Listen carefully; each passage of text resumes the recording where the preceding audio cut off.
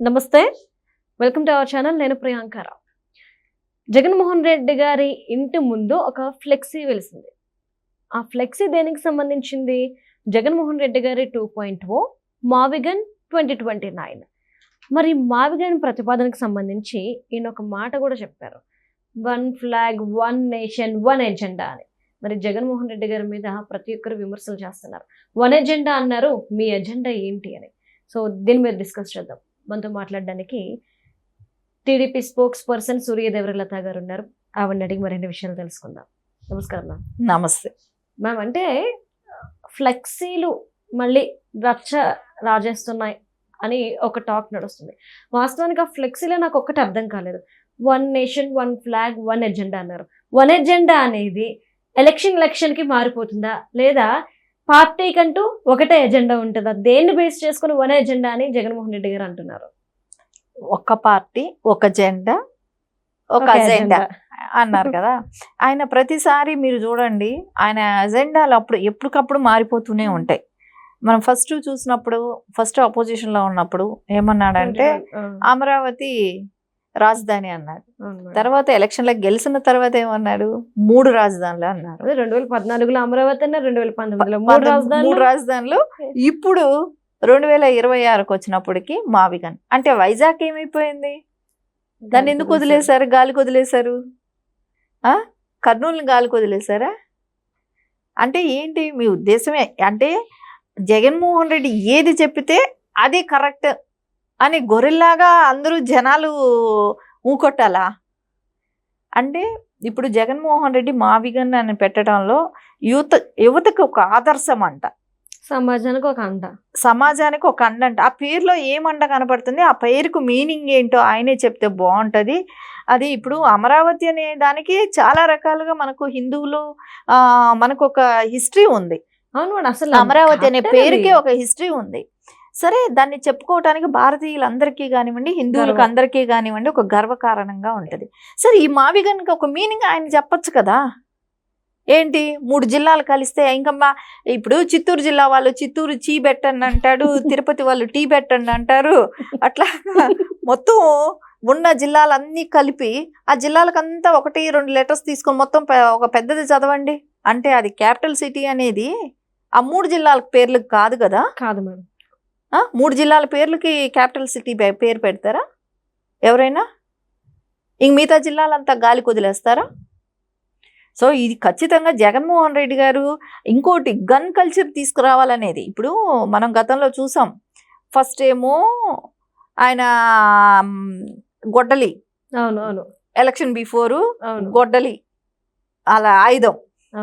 తర్వాత వచ్చినప్పుడు గులకరాయి ఫెయిల్ అయ్యింది, కోడికత్తి సక్సెస్ అయ్యింది. కాబట్టి కోడికత్తి గొడ్డలి సక్సెస్ అయ్యింది, తర్వాత గులకరాయి ఫెయిల్ అయ్యింది.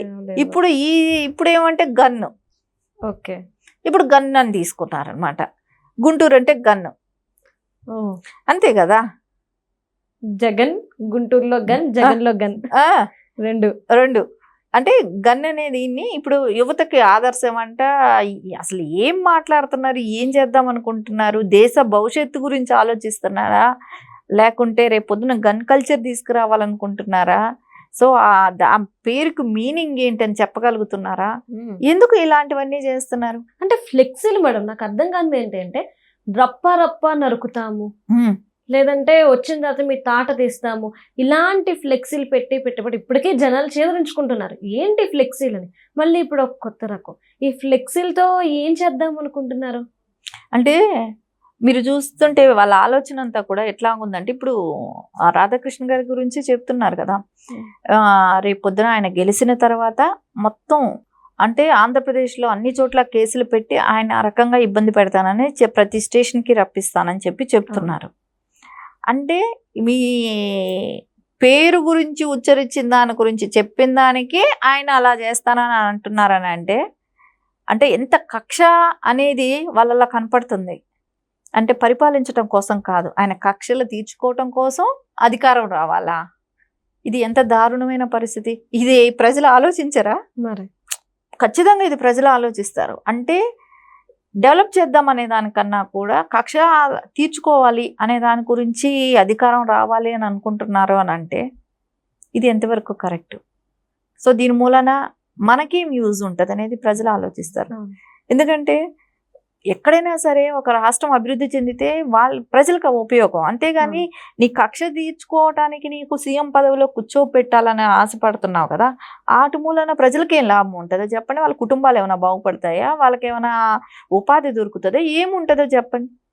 సో దీన్ని ఖచ్చితంగా ప్రజలు దీన్ని అన్ని చూస్తూనే ఉన్నారు. ఈయన మాట్లాడే రప్ప మాటలే కానివ్వండి, ఇలాంటివన్నీ కానివ్వండి, తీసుకొచ్చి ప్రతి స్టేషన్కి నేను తిప్పుతానంటమే కానివ్వండి, ఇవన్నీ కూడా ప్రజలు ఖచ్చితంగా ఆలోచిస్తారు.